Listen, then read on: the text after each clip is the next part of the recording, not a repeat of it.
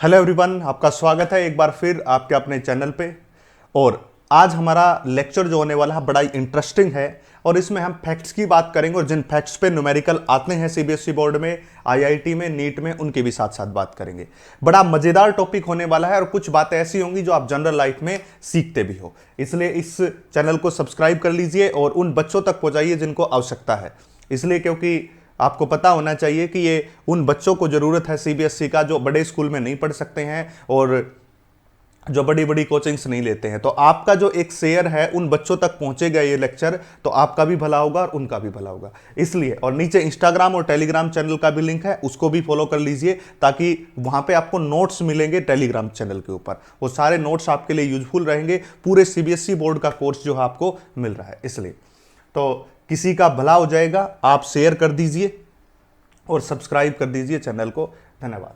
अब हम बात करेंगे आज का जो टॉपिक होगा हमारा, उस टॉपिक में हम बड़ा इजी और इंटरेस्टिंग टॉपिक की बात करेंगे। उसके एनसीईआरटी के कोर कंसेप्ट की बात करेंगे। एनसीईआरटी उसमें जो है कवर्ड करेंगे। मैंने पहले ही कहा था कि प्रत्येक टॉपिक में एनसीईआरटी कवर करते हैं। पीवाईक्यू क्वेश्चंस होंगे, इंपॉर्टेंट एमसीक्यू होंगे और बेसिक टू एडवांस हम लेके चलेंगे।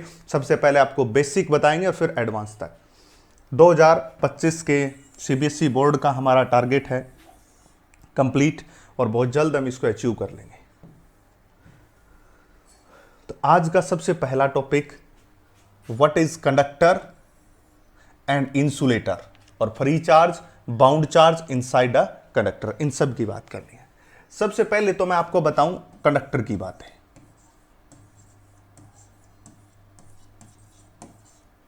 भाई कंडक्टर क्या होता है और इंसुलेटर क्या होता है, ठीक है।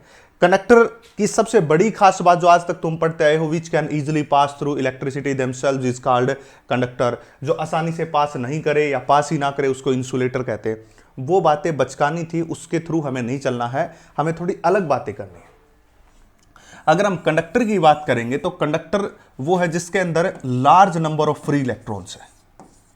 सबसे पहली बात तो हम यहां पे जब भी बात करेंगे तो वो कुछ इस हिसाब से बात करेंगे जिसमें large number of free electrons होंगे,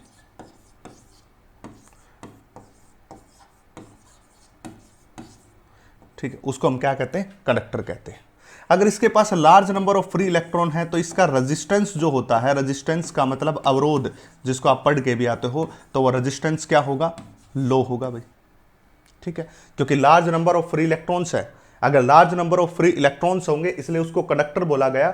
और यही कंडक्टर की खास बात होती है क्योंकि उसके अंदर बहुत सारे इलेक्ट्रॉन्स की जो संख्या है वो फ्री होती है, इसलिए उसका रेजिस्टेंस क्या होगा, लो रेजिस्टेंस होगा। अगर उसका रेजिस्टेंस लो है तो उसकी कंडक्टिविटी जो है वो हाई होगी।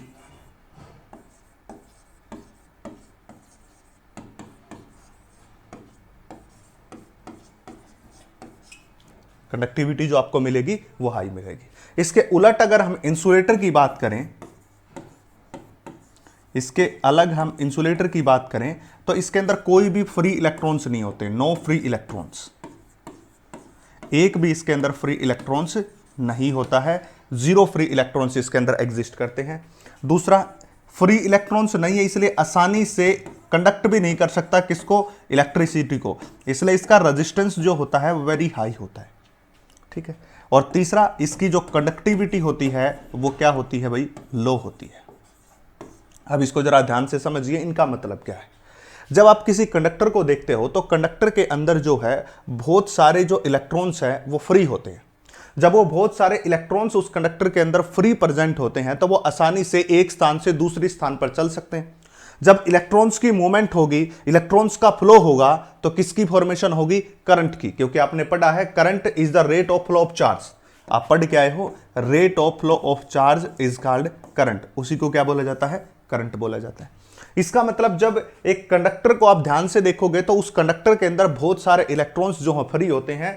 और वो जब इलेक्ट्रॉन्स इतने सारे फ्री होते हैं, उन्हीं इलेक्ट्रॉन्स के कारण ही, उन्हीं इलेक्ट्रॉन्स की वजह से ही उसके अंदर जो है करंट की फॉर्मेशन हुई है, क्योंकि वो मूव कर सकते हैं, फ्री हैं, उनके ऊपर कोई भी फोर्स नहीं है, इसलिए वो फ्री हैं, मूव कर सकते हैं, करंट बना सकते हैं, रास्ते में कोई उनके अवरोध नहीं है, इसलिए उनका जो रेजिस्टेंस होता है वो क्या होता है, लो होता है। पर कंडक्टिविटी क्या होती है, हाई, क्योंकि हाईली कंडक्टिंग हो गई इसलिए। दूसरी बात करेंगे नो फ्री इलेक्ट्रॉन्स, किसमें? इंसुलेटर में। अब इंसुलेटर जो होता है उसके अंदर फ्री इलेक्ट्रॉन्स प्रेजेंट नहीं होते हैं।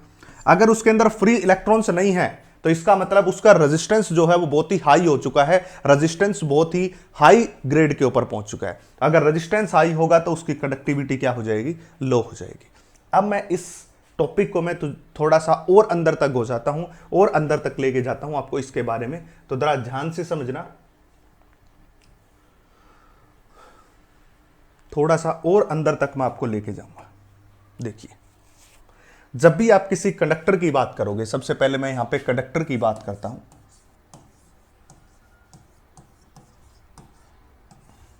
कंडक्टर की बात करता हूं तो ये कंडक्टर का पॉजिटिव चार्ज सेंटर में, लाइक हमने किसकी बात कर ली? कॉपर की। ठीक है, कॉपर जो है कंडक्टिंग मटेरियल है, एक कंडक्टर है जिसकी वायर्स घरों में भी लगी होती है। जो आपकी इलेक्ट्रिसिटी है, जिस वायर्स के थ्रू आपकी घर में इलेक्ट्रिसिटी को जाल बनाया हुआ है, वो इलेक्ट्रिसिटी का जाल कंप्लीट कॉपर का है। हो तो सिल्वर का भी सकता है, क्योंकि सिल्वर की कंडक्टिविटी कॉपर से ज्यादा है। हाईएस्ट कंडक्टिंग मटेरियल सिल्वर है एज कंपेयर टू कॉपर। पर कॉपर क्यों लगाते हैं? क्योंकि सिल्वर का कॉस्ट वेरी हाई होता है और उसकी कंडक्टिविटी ज्यादा जरूर होती है, पर उसकी जो कॉस्ट है वो बहुत वेरी जो है हाई लेवल की होती है। पर कॉपर की कंडक्टिविटी ठीक ठाक है, ना तो बहुत कम ना बहुत ज्यादा, इसलिए अच्छे से कंडक्ट करता है और उसकी जो कीमत है वो भी ज्यादा कॉस्टली नहीं है। इसलिए हम किसका यूज करते हैं घरों में? कॉपर का, क्योंकि वो कंडक्टर है। अब इसके चारों ओर ऑर्बिट है, आपको पता है ये चारों ओर जो ऑर्बिट है इसमें कौन लाई करते हैं? इलेक्ट्रॉन्स। आपको भी पता होगा ये बात। एक तो इलेक्ट्रॉन का क्लाउड बन गया। अब आपने देखा होगा ध्यान से, जब भी आप किसी कंडक्टर को ध्यान से देखोगे तो आपको दिखाई देगा एक सेंटर में पॉजिटिव चार्ज, मतलब एक तो पॉजिटिव चार्ज का क्लाउड हो गया, दूसरा इलेक्ट्रॉन चारों ओर घूम रहे हैं तो दूसरा क्लाउड किसका हो चुका है? इलेक्ट्रॉन का। यानी कि यहां पे दो क्लाउड आपको दिखाई देंगे, दो बादल आपको दिखाई देंगे, एक पॉजिटिव चार्ज जो सेंटर में बैठा हुआ है, एक इलेक्ट्रॉन जो उसके चारों ओर घूम रहे हैं। तो दो क्लाउड आपको यहां ध्यान से देखोगे तो दिखाई देंगे। अब दूसरी बात क्या होगा, जब पॉजिटिव चार्ज सेंटर में बैठा है तो पॉजिटिव चार्ज जो है इस इलेक्ट्रॉन को एक फोर्स के द्वारा खींचेगा, जिसको कहते हैं इलेक्ट्रोस्टैटिक फोर्स। और उस इलेक्ट्रोस्टैटिक फोर्स का फार्मूला होता है K इंटू में Q1 इंटू में Q2 डिवाइडेड बाय में R का स्क्वायर। अब देखिए, इनके बीच डिस्टेंस जो है कम है, इसलिए फोर्स की वैल्यू क्या हो गई? ज्यादा हो गई। और कंडक्टर की खास बात यह होती है कि जो इसके आउटर मोस्ट, इससे आगे भी सेल्स होंगी, आगे भी सेल्स होंगी, जो आउटर मोस्ट सेल के अंदर इलेक्ट्रॉन होंगे उसका इस इलेक्ट्रॉन का और इस पॉजिटिव चार्ज का जो इन्फ्लुएंस होगा वो बहुत ही कम हो जाएगा, क्योंकि जैसे जैसे डिस्टेंस बढ़ेगी फोर्स की वैल्यू कम हो जाएगी। इस फोर्स की वैल्यू ज्यादा है, इसकी इससे कम, इससे इसके कम, इससे इसके कम, इससे इसके कम, बहुत कम। मतलब क्या हुआ कि जब इस पॉजिटिव चार्ज का इन्फ्लुएंस इस लास्ट वाले इलेक्ट्रॉन के ऊपर देखे, मतलब इस पॉजिटिव चार्ज का अट्रैक्शन इस लास्ट वाले पे देखूं तो वो ना के बराबर है। ना के बराबर होने के कारण जो लास्ट वाले सेल के अंदर इलेक्ट्रॉन होते हैं, कॉपर की लास्ट सेल के अंदर जो इलेक्ट्रॉन होते हैं वो बिल्कुल फ्री ऑफ फोर्स हैं, उसके ऊपर कोई फोर्स नहीं लग रहा है, और इसीलिए लास्ट सेल इलेक्ट्रॉन जो होते हैं उसको हम क्या कहते हैं? हम फ्री चार्ज कहते हैं। उसी को क्या बोला जाता है भाई? फ्री चार्ज बोला जाता है। कौन सा फ्री चार्ज? जो किसी भी कंडक्टर के आउटर मोस्ट सेल में इलेक्ट्रॉन होते हैं उनके ऊपर, सेंटर के ऊपर बैठे हुए पॉजिटिव चार्ज ने कोई ज्यादा फोर्स नहीं लगाया, इसलिए वो इलेक्ट्रॉन्स फ्री हैं और इसलिए उसका नाम क्या होता है? फ्री चार्ज नाम होता है। मैंने कहा था कि मैं इसको थोड़ा सा एक्सप्लोर करूंगा, आपको अंदर तक लेके जाऊंगा तो आपको पता चलेगा कि चीजें कैसे क्या हो रही हैं। मैं पहले से ही बता रहा हूं, हम लॉजिकल बात करेंगे, बिल्कुल बेसिक से बात करेंगे और बेसिक से एडवांस तक आपको पहुंचाएंगे। इसलिए आपको पहले ही एक हिदायत है कि कंप्लीट लेक्चर को आपको देखना पड़ेगा, ऐसा नहीं है, और कंप्लीट सीरीज के साथ बने रहिए। पूरी सीरीज में आपके लिए लेके आया हूं तो उससे आपका बेनिफिट अवश्य होगा। इसलिए तो क्या कहा मैंने? एक फ्री चार्ज और एक दूसरा क्या बोल दिया मैंने? Bound charge. अब फ्री चार्ज कौन सा है? ये पॉजिटिव चार्ज जो लास्ट सेल में इलेक्ट्रॉन प्रेजेंट है उसके ऊपर कोई मेजरेबल फोर्स नहीं लगाएंगे, क्योंकि डिस्टेंस ज्यादा हो चुकी है तो फोर्स की वैल्यू बहुत ही कम हो चुकी है, इसलिए उसका नाम क्या हो गया? फ्री चार्ज हो गया। जो इलेक्ट्रॉन इस सेल के बिल्कुल नजदीक है, इस पॉजिटिव चार्ज सेंटर के बिल्कुल नजदीक है जो इलेक्ट्रॉन, उसने इस इलेक्ट्रॉन को इस पॉजिटिव चार्ज ने बाउंड कर लिया है, तगड़े से पकड़ लिया है। किससे? अट्रैक्टिव इलेक्ट्रोस्टैटिक फोर्स से। इसलिए इनको हम कौन सा कहते हैं? इनको हम कहते हैं बाउंड चार्ज कहते हैं भाई। इनका नाम क्या होता है? Bound charge. तो दो प्रकार का मैंने चार्ज यहां पे आपके सामने डिस्कस किया है, एक मैंने फ्री चार्ज डिस्कस किया है और दूसरा बाउंड चार्ज डिस्कस किया है। In a conductor the outermost shell electrons have a less attractive force with a centre positive charge, so they are consider as a free charge which can move easily and take part in current formation. इसलिए किसके अंदर part लेते हैं? Current formation में इसका role होता है। अब इस कंडक्टर के एक कॉपर की बात करोगे तो उसके आउटर मोस्ट शेल में इलेक्ट्रॉन है, और जब हम एक कॉपर का पूरा कंडक्टर बना देंगे, समझिए ये तो हम एक कॉपर की बात कर रहे हैं, जब पूरा कंडक्टर बना देंगे कॉपर का तो उसमें लाखों करोड़ों अरबों कौन होंगे? कॉपर के एटम होंगे, और एक कॉपर एटम्स कुछ इलेक्ट्रॉन्स के आउटर मोस्ट शेल को फ्री करेगा तो लाखों करोड़ों इलेक्ट्रॉन्स कितने को फ्री करेंगे? तो लाखों करोड़ों इलेक्ट्रॉन्स क्या हो जाते हैं? फ्री हो जाते हैं, जिसके कारण बहुत सारे फ्री चार्ज कैरियर होते हैं, जिसके कारण लार्ज अमाउंट ऑफ करंट की फॉर्मेशन हो जाती है। इसी के उलट अगर हम बात करें, इसके उलट सिस्टम की, तो करंट फॉर्मेशन और बाउंड चार्ज कौन हो गया? जो पॉजिटिव इलेक्ट्रॉन को पकड़े हुए है इलेक्ट्रोस्टैटिक फोर्स से, स्ट्रॉन्ग इलेक्ट्रोस्टैटिक फोर्स है, कुलाम्स फोर्स है, जिसके कारण उसको हमने क्या कह दिया? Bound charge. और ये करंट फॉर्मेशन में कोई टेक पार्ट नहीं लेता, कोई इसका हिस्सा नहीं होता करंट फॉर्मेशन के अंदर। मैं आपको बता दूं, अब बात समझिए, जैसे ही इसमें कंडक्टर के ऊपर जो आपका ये पॉजिटिव चार्ज कंडक्टर दिखाई दे रहा है, ये कॉपर सेंटर में पॉजिटिव चार्ज, आउटर मोस्ट में इलेक्ट्रॉन, अगर मैं बाहर से इसके ऊपर एक इलेक्ट्रिक फील्ड लगा दूं, किसके क्या लगा दूं? इसके ऊपर एक इलेक्ट्रिक फील्ड। अगर मैं बाहर से इसके ऊपर एक इलेक्ट्रिक फील्ड लगा दूं तो होगा क्या? क्योंकि जब भी आप इलेक्ट्रिक फील्ड की बात करते हो, ई की बात करते हो, तो आपको क्या पता चलेगा? मैं देखिए आपकी एक अंडरस्टैंडिंग बनाने की कोशिश कर रहा हूं। आप सोचोगे जी क्या बता रहे हो, आप बता देते डायरेक्ट कि जब आउटर मोस्ट शेल में इलेक्ट्रॉन्स फ्री हैं, क्योंकि वो फ्री इलेक्ट्रॉन इसलिए क्योंकि पॉजिटिव और नेगेटिव चार्ज के बीच इलेक्ट्रोस्टैटिक फोर्स ज्यादा नहीं, इसलिए उसको फ्री चार्ज कहा, और जो अंदर बैठे हुए इलेक्ट्रॉन उनका एक स्ट्रॉन्ग इलेक्ट्रोस्टैटिक फोर्स है, इसलिए उनको बाउंड चार्ज कह दिया। बात हो गई खत्म। पर खत्म नहीं हुई है, अभी कुछ और बातें हैं जो आपको जाननी जरूरी है, क्योंकि जब तक आप अंदर कंसेप्ट को डेवलप नहीं करोगे तब तक काम कैसे बनेगा? मैं वही कोशिश कर रहा हूं आपको। इलेक्ट्रिक फील्ड जैसे ही अप्लाई करोगे, किसके ऊपर? इसी कॉपर के कंडक्टर के ऊपर इलेक्ट्रिक फील्ड अप्लाई करोगे। अब आपको पता होगा कि जब भी कंडक्टर के ऊपर इलेक्ट्रिक फील्ड को अप्लाई किया जाता है तो इलेक्ट्रॉन्स जो हैं वो अपोजिट डायरेक्शन में एक्सेलरेट होते हैं, और पॉजिटिव चार्ज सेम डायरेक्शन में एक्सेलरेट होता है। मान लिया जाए आपके पास एक ये इलेक्ट्रिक फील्ड है और इसमें एक नेगेटिव चार्ज को छोड़ दिया जाए, तो आपको पता होना चाहिए कि opposite to direction of field क्या होगा? एक्सेलरेट होगा। इसी प्रकार ये सारे इलेक्ट्रॉन जो सेल्स के अंदर हैं, इलेक्ट्रिक फील्ड लगाते ही ये क्या होना चाहिए? एक्सेलरेट होना चाहिए। बट इस पॉजिटिव चार्ज ने इन सारे नेगेटिव चार्ज को बांध के रखा हुआ है अट्रैक्टिव फोर्स से, इसलिए ये एक्सेलरेट नहीं कर पाएंगे। केवल एक्सेलरेट कौन कर पाएगा? जो लास्ट में बचे हुए फ्री इलेक्ट्रॉन है, जो लास्ट में बचे हुए फ्री इलेक्ट्रॉन्स है। जब वो फ्री इलेक्ट्रॉन एक्सेलरेट होंगे तो किसकी फॉर्मेशन करेंगे भैया? करंट की फॉर्मेशन करेंगे। तो फिर से क्यों? क्योंकि जब किसी कंडक्टर में से चार्ज का फ्लो होता है तो तभी वो करंट की फॉर्मेशन करता है, नहीं तो करंट की फॉर्मेशन नहीं होती है। जैसे कि अब अगर मैं आपको एक कॉपर का टुकड़ा उठा के दे दूं, लो जी कॉपर का टुकड़ा है, कोई मैंने तार उठा के दे दिया और बोल दिया इसमें करंट है या नहीं, आप कहोगे जी इसमें तो करंट नहीं है। पर जैसे ही मैं उसको इलेक्ट्रिसिटी से कनेक्ट करूंगा तो उसमें करंट आ जाएगा, हालांकि कॉपर तो वही है। ऐसा क्यों हुआ? ऐसा इसलिए हुआ है क्योंकि बाहर से हमने इलेक्ट्रिक फील्ड को दिया है, और इलेक्ट्रिक फील्ड को देते ही जो उसके आउटर मोस्ट सेल में इलेक्ट्रॉन थे वो एक्सेलरेट हुए, चार्ज का फ्लो हुआ, और चार्ज का फ्लो होगा तो किसकी फॉर्मेशन होगी? करंट की फॉर्मेशन होगी।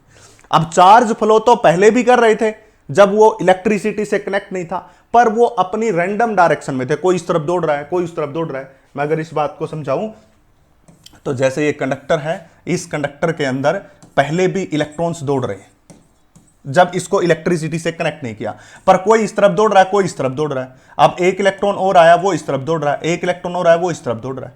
तो सभी की एवरेज वेलोसिटी निकल के कितनी आई? 0, क्योंकि नेट एवरेज वेलोसिटी क्या आ गई? 0।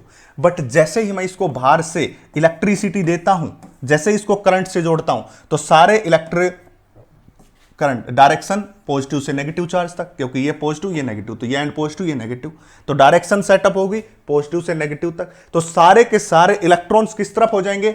एक ही डायरेक्शन में एक्सेलरेट हो जाएंगे। जब सभी एक ही डायरेक्शन में एक्सेलरेट होंगे, किस तरफ? नेगेटिव चार्ज से पॉजिटिव चार्ज तक एक्सेलरेट होंगे, तो इसका मतलब एक करंट की फॉर्मेशन होगी, और वही करंट की फॉर्मेशन इसकी कंडक्टिविटी को बढ़ाता है। इसलिए कॉपर जो है वो कंडक्टर है, उसकी कंडक्टिविटी ज्यादा होती है। पर इसके उलट अगर हम बात करें किसकी, इसके उलट अगर हम बात करें किसकी, इंसुलेटर की, अगर मैं बात करूं इंसुलेटर की, अब इंसुलेटर के अंदर कोई भी फ्री चार्ज नहीं होता। अब फ्री चार्ज ना होने का रीजन क्या है, क्यों रीजन है, क्योंकि जो पॉजिटिव चार्ज है और बाहर सेल में जो इलेक्ट्रॉन प्रेजेंट है, इनके बीच जो अट्रैक्टिव फोर्स है बहुत ही स्ट्रॉन्ग है। जब अट्रैक्टिव फोर्स स्ट्रॉन्ग होगा तो इलेक्ट्रॉन को फ्री नहीं छोड़ेगा, और इलेक्ट्रॉन फ्री नहीं करेंगे तो ये घूम नहीं सकते हैं कहीं पे, और घूम नहीं सकते हैं तो करंट की फॉर्मेशन नहीं करेंगे, इसलिए इसके पास फ्री चार्ज नहीं होता। यहां पे नो फ्री चार्ज, लो कंडक्टिविटी और लो हाई रेजिस्टेंस, ये पूरा केस आपका कंडक्टर का था। और कंडक्टर के साथ साथ फ्री चार्ज क्या होता है, बाउंड चार्ज क्या होता है, कब इसके अंदर करंट की फॉर्मेशन होती है, कौन से इलेक्ट्रॉन करंट की फॉर्मेशन में टेक पार्ट लेते हैं, एक बार जल्दी से मैं आपको फिर से बता देता हूं कि जब आपके सेंटर में पॉजिटिव चार्ज, इलेक्ट्रॉन चारों ओर, पर जो आउटर मोस्ट शेल में इलेक्ट्रॉन है उनका इन्फ्लुएंस पॉजिटिव चार्ज के साथ बहुत कम होता है, इसलिए वो फ्री हो गए हैं, और फ्री होने के कारण कहीं भी घूम फिर सकते हैं, इसलिए वो किस में पार्ट लेंगे, करंट की फॉर्मेशन में टेक पार्ट लेंगे। और वो फ्री है इसलिए उसका नाम क्या दे दिया, फ्री चार्ज। और बट जो अंदर की तरफ इलेक्ट्रॉन प्रेजेंट है उन्होंने पॉजिटिव चार्ज ने बाइंड करके रखा, जकड़ के रखा है, इसलिए उसको क्या कहते हैं भाई, बाउंड चार्ज कहते हैं। ये फोर्स का फार्मूला है, आपको पता ही है। अब इलेक्ट्रिक फील्ड अगर मैं इस कंडक्टर पे लगा दूं तो जो फ्री चार्ज है वो तो एक्सेलरेट हो जाएंगे, जब वो एक्सेलरेट होंगे तो किसकी फॉर्मेशन करेंगे, करंट की फॉर्मेशन करेंगे। बट जो बाउंड चार्ज है, जैसे इंसुलेटर की बात करें, इसमें इनका इन्फ्लुएंस फोर्स का बहुत ज्यादा है, इसलिए उसको बाउंड चार्ज कहा। और बाउंड चार्ज के अंदर कभी इलेक्ट्रिक फील्ड भी लगाओगे, जब बहुत स्ट्रॉन्ग, बहुत high electric field, high huge amount of electric field लगाओगे तो एक दो इलेक्ट्रॉन को ये निकाल पाएगा, तो थोड़ी बहुत कंडक्टिविटी को बढ़ा पाएगा, वो भी बहुत हाई लेवल का इलेक्ट्रिक फील्ड आपको लगाना पड़ेगा, नहीं तो ऐसा बिल्कुल भी पॉसिबल नहीं है। ठीक है भाई। अब इसके अलावा कंडक्टर की कुछ और बातें आपको पता होनी चाहिए।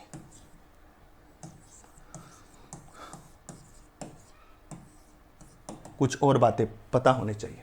दूसरा, इलेक्ट्रिक फील्ड इनसाइड कंडक्टर, उनके अंदर आता है सबसे पहली बात, अगर आप इलेक्ट्रिक फील्ड की बात करोगे, that is electric field inside conductor is zero.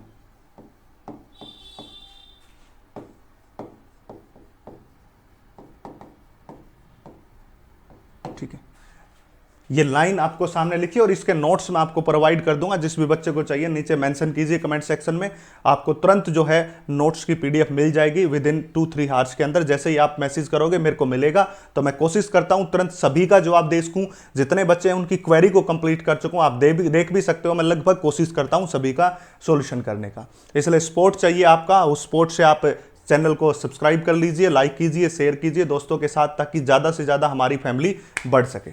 तो चलिए, अब electric field inside conductor is zero, ये बात मैं पहले भी बता चुका हूं। कहां बताई थी, गोसीज लॉ में, जब किसका केस करवाया था, सेल का केस करवाया था, कंडक्टिंग स्फीयर का केस करवाया था, कंडक्टर का केस करवाया था। वहां बोला था कि चार्ज जो इनसाइड होता है कंडक्टर के वो जीरो होता है।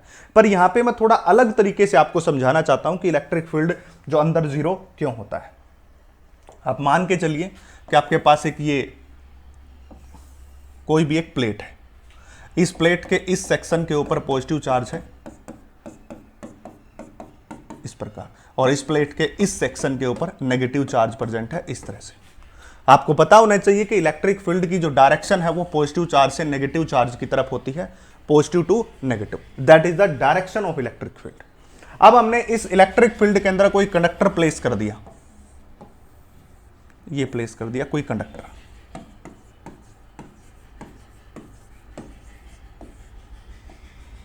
ये कंडक्टर प्लेस कर दिया। अब होगा क्या, जरा ध्यान से देखें, होगा कुछ ऐसा कि इस पॉजिटिव चार्ज के कारण यहां आएगा नेगेटिव चार्ज। कौन सा फिनोमिना होगा, इंडक्शन का, इंडक्शन का फिनोमिना। मैंने बताया था स्टार्टिंग में, आपको एक्सप्लेन भी कर रखा, पूरी प्लेलिस्ट का लिंक भी मैं डालता हूं, इसलिए मैं बार बार कहता हूं कि जो पूरी सीरीज के साथ चलेगा उसी को सारी बातें बड़े अच्छे से आती चलेंगी। अब एक बच्चा तुरंत बता देगा जी इंडक्शन वो है जिसमें एक्चुअल कॉन्टैक्ट की आवश्यकता नहीं होती है, और जो चार्ज प्लेट के ऊपर उससे उल्टा चार्ज उसके ऊपर अपीयर होता है। इसी प्रकार यहां नेगेटिव चार्ज है तो यहां कौन सा चार्ज अपीयर हो जाएगा, पॉजिटिव चार्ज, इस प्रकार से। ये इलेक्ट्रिक फील्ड बाहर का है जिसको ई नॉट इलेक्ट्रिक फील्ड कहा, और एक अंदर अलग से इलेक्ट्रिक फील्ड सेटअप हो गया जिस इलेक्ट्रिक फील्ड को ईपी इलेक्ट्रिक फील्ड बोल दिया। देखो पॉजिटिव से नेगेटिव इलेक्ट्रिक फील्ड होता है। बाहर वाला तो पॉजिटिव से नेगेटिव ई नॉट था और अंदर वाला कौन हो गया, ईपी हो गया। अब ये दोनों electric field equal and opposite हैं।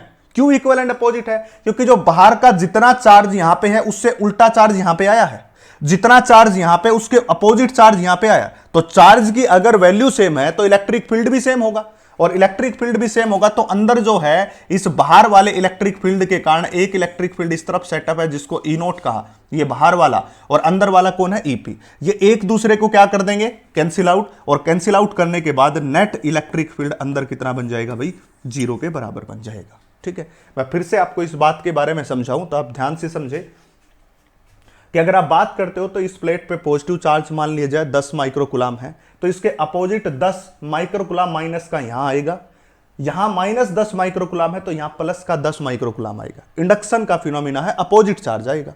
तो पॉजिटिव से नेगेटिव अंदर एक इलेक्ट्रिक फील्ड सेटअप हो गया अपोजिट डायरेक्शन में, और यहां है इस डायरेक्शन में, तो दोनों एक दूसरे को कैंसिल आउट कर देंगे। जब एक दूसरे को कैंसिल आउट कर देंगे तो नेट इलेक्ट्रिक फील्ड जो आएगा वो किसके बराबर आएगा भाई, 0 के बराबर। अगर नेट इलेक्ट्रिक फील्ड 0 के बराबर है तो यही बात हमें प्रूव करनी थी कि inside the conductor net electric field is 0। हम यहां पे लिख सकते हैं कि that is EP is equal to में E naught inside, so net E is equal to में ई नोट माइनस ईपी, और that is E net is equal to 0। यानी कि इलेक्ट्रिक फील्ड जो अंदर है वो कितना बन चुका है, 0 के बराबर बन चुका है। ठीक है, ये सारी वो बातें मैं कंसीडर कर रहा हूं जो आपको परेशान करेंगी, जो आपको पेपर में आ सकती हैं, क्योंकि इस लेक्चर पे ज्यादा न्यूमेरिकल नहीं है, जो आपको परेशानी होती है उन्हीं बातों के बारे में मैं यहां पे बार बार डिस्कस कर रहा हूं। अब दूसरा इसका पॉइंट, अगर मैं इसी को समझाऊं, दूसरा, अगर मान लिया जाए आपके पास कोई ये कंडक्टर है, ठीक है, इस कंडक्टर को बाहर से मैंने क्या दे दिया, पॉजिटिव चार्ज प्रोवाइड कर दिया। ठीक है, बाहर से पॉजिटिव चार्ज कर दिया तो पूरे सरफेस के ऊपर क्या आ जाएगा, पॉजिटिव चार्ज, ऐसे इस प्रकार, क्योंकि हम बाहर से पॉजिटिव चार्ज दे रहे हैं। अगर पूरे सरफेस पे पॉजिटिव चार्ज आ जाएगा तो आपको पता होना चाहिए कि पॉजिटिव और पॉजिटिव के बीच होता है रिपल्सन, और रिपल्सन होने के कारण इस कंडक्टर के सारा चार्ज आउटर सरफेस के ऊपर लाई करेगा, क्योंकि इसका सरफेस एरिया ज्यादा होता है ना आउटर सरफेस का, इसलिए आ जाएगा। अब इसके ऊपर सरफेस, अब ये बात भी मैं पहले लिखवा चुका हूं कि whenever we give a charge to a conductor then immediately it set up to outer surface of, ये किस पे आ जाएगा, आउटर सरफेस पे। तो चार्ज रिसाइड ऑन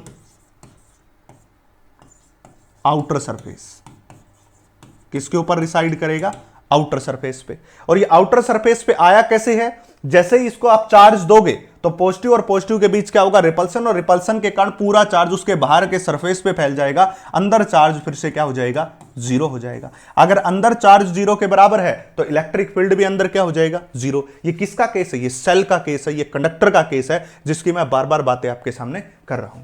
तो इसका मतलब दूसरे पॉइंट में हम लिख सकते हैं, यहां पे लिख देता हूं दोबारा से, that is charge immediately reside